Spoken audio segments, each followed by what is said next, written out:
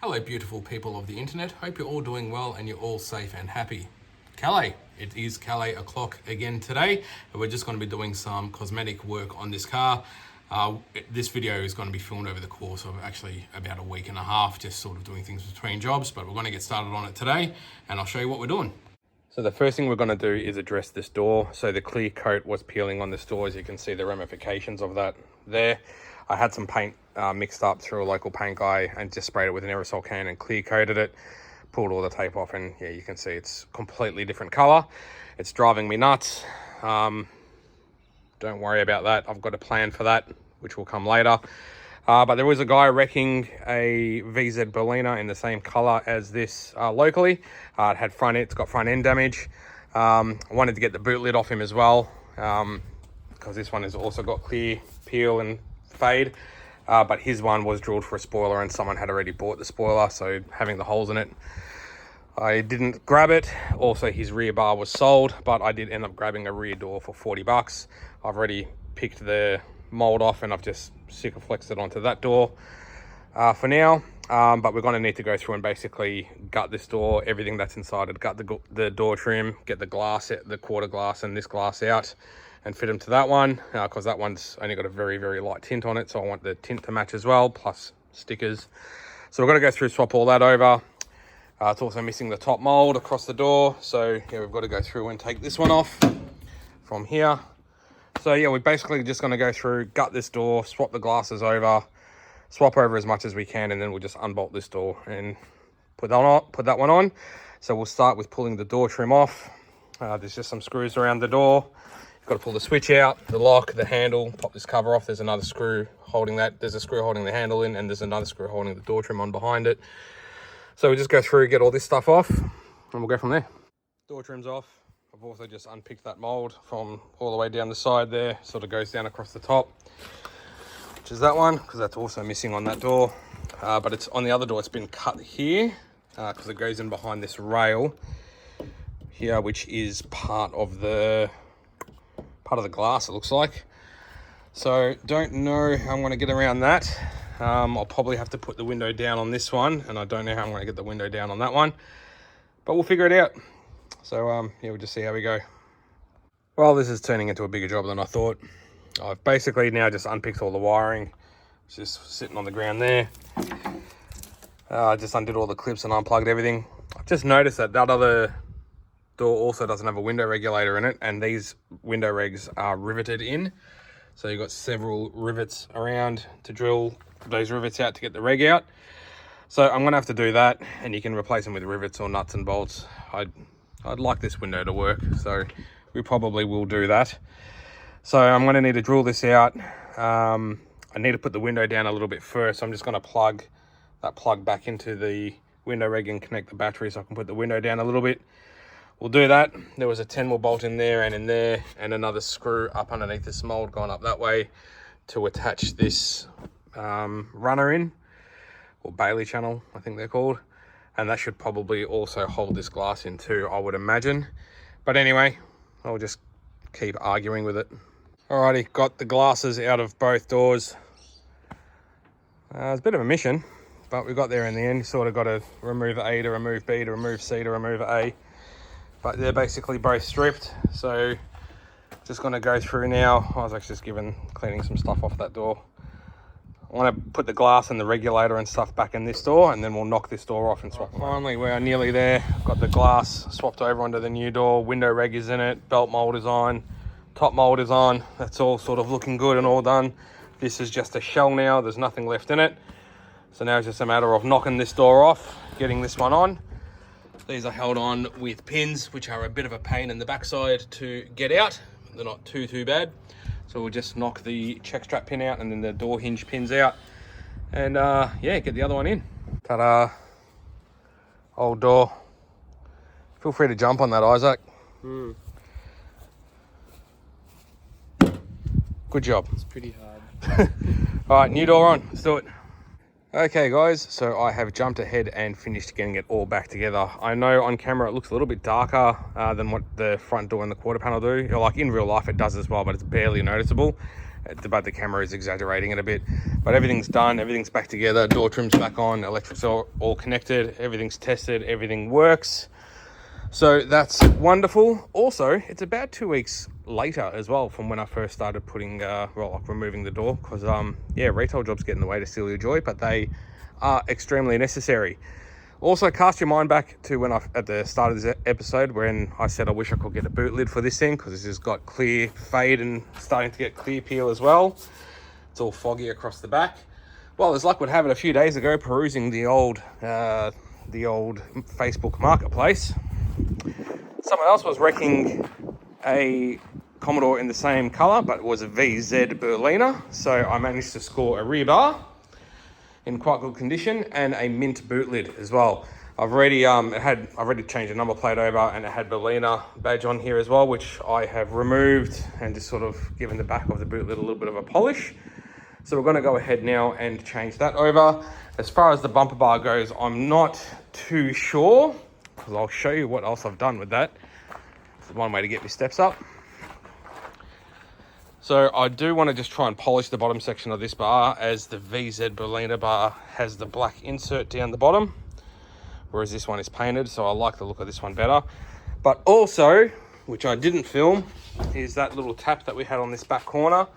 I have actually sanded that and given it a squirt with some aerosol paint, same paint as what we use on the back door, which is a slightly different colour. And I've also put another tail light in this side. So we might run this bumper bar for a little bit more, but I think we will try and polish those scratches out first and see how it turns out, and then make a decision. But we're running out of time, so for now we're just going to do the boot lid. So we need to go through and get all the guts out of this boot lid. So basically remove the boot lid carpet, and then we can go through and undo the wiring and the boot lock cable. But we'll just get this cover off, this carpet off for now, and we'll go from there. All right, we have everything stripped out of the old boot lid. Everything's just sort of hanging down there, all the clips, the screws. We've got the interior boot light switch. We've got the actuator lock. All the wiring is unpicked and just sort of hanging out there, hanging off the side of the hinge. So now we've just got the 4 bolts to either side to take the actual boot lid off. And that's it. Throw the new one on, put it all back together.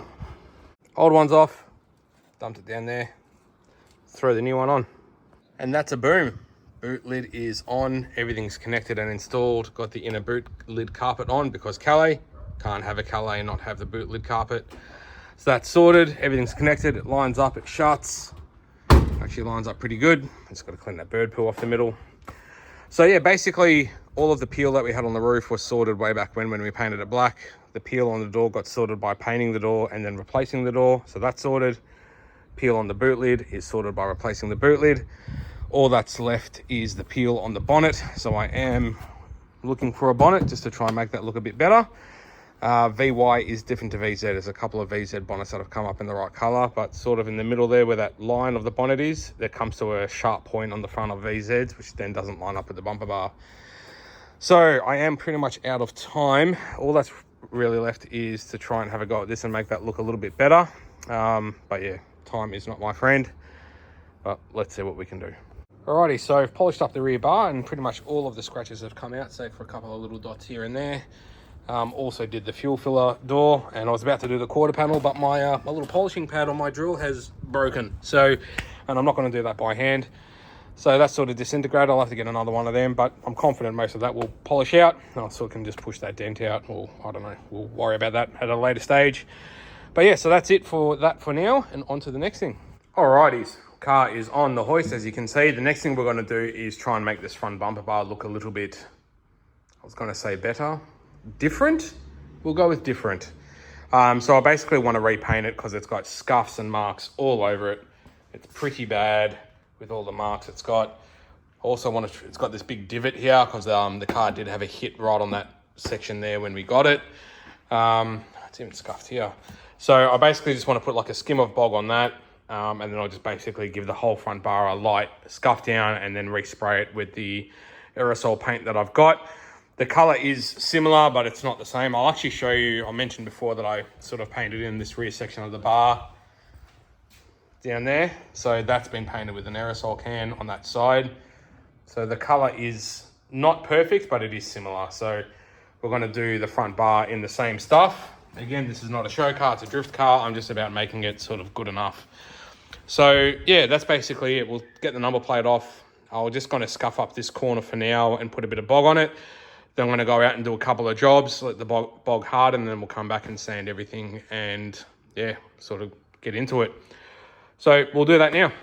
Well, it don't look pretty. It started going off as I was sort of like packing it into there, but I think I've got enough in there to turn it into a shape. So anyway, I'm just gonna let that finish hardening for a couple of hours while I go out and do a couple of retail jobs, and then we'll come back, we'll pull the bar off and we'll start sanding everything down.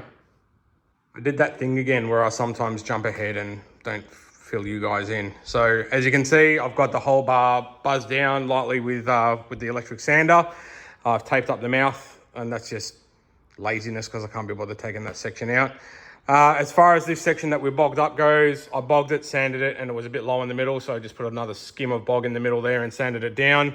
Tried to follow the natural line of the bar there, but it's as crooked as a hillbilly smile.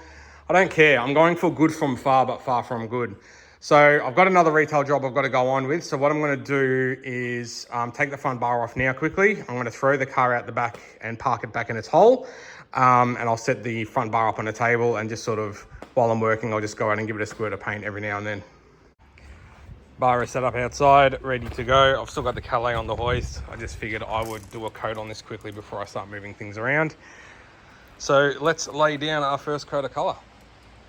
Alrighty, so I've got about 1.5 coats of colour on, and I've already run out of paint. So that's probably just going to have to be good enough, considering I've got no more.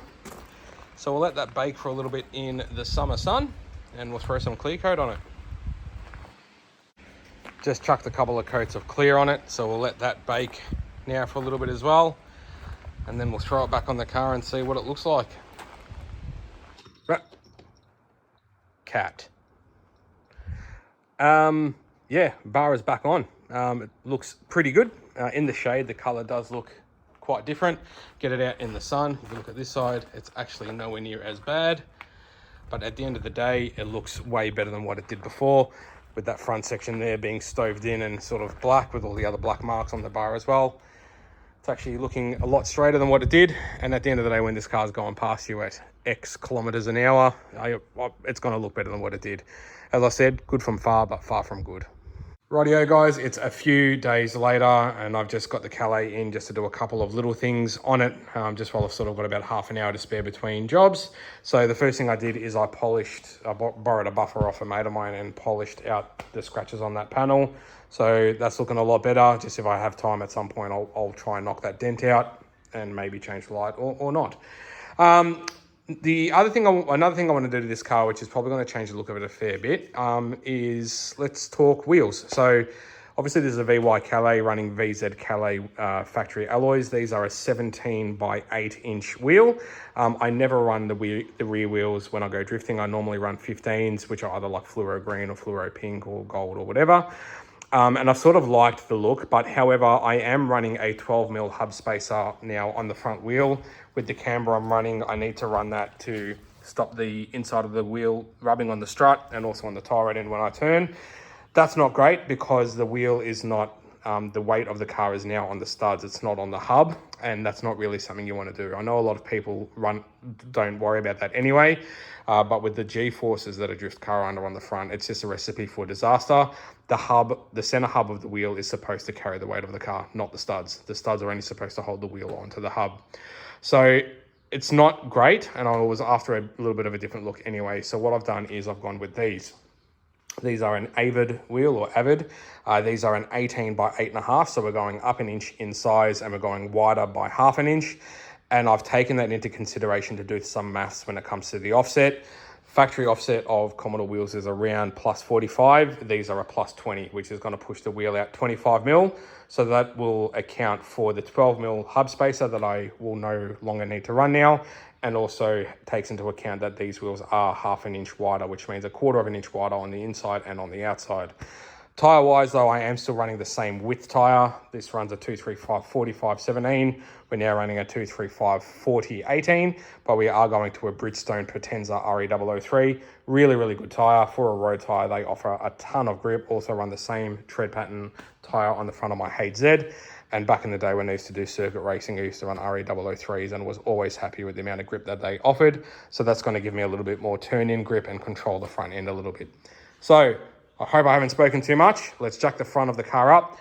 Excuse me, that was a bit rude. Get the front of the car jacked up and get these front wheels swapped over and see what it looks like. Alrighty, so they're on and they look awesome. Actually look a lot better than I thought they would. So no hub spacer now at all. We all go straight onto the hub. I'm also put some G-Tech wheel nuts on the front as well. Don't know if I'll put them on the back when I run the stockies or not. We'll see. I've also ordered some business name banners that will go across the whole side of the lower part of the door in a similar color, like a light green or a fluoro green. But yeah, they look a lot better than I thought they were going to do. Thought it'd be a bit weird with the color, but we've got a bit of poke now as well, sticking out a little bit with the tyre just to give it that bit of a stance look. And I just took the car for a quick run up and down the street, did a couple of full lock U-turns and nothing rubs at all. So yeah, with the exception of the bonnet, I'm actually now really happy with how the rest of the car looks. I tried to give that dent a little bit of a push and it actually started cracking the paint just a little bit. So I'm like, you know what, I'm not going to bother. And as you can tell, I also gave the car a quick wash as well. So yeah, hopefully those stickers arrive before the next event. That's going to just about do us for this episode, guys. Next time you see the Calais, it will be at Keep It Reet for their drift event at Calder Park on the 25th of January. If you want to see more content like this, please remember to like and subscribe. Thank you so much for watching, and until I see you again, take care of yourselves and each other.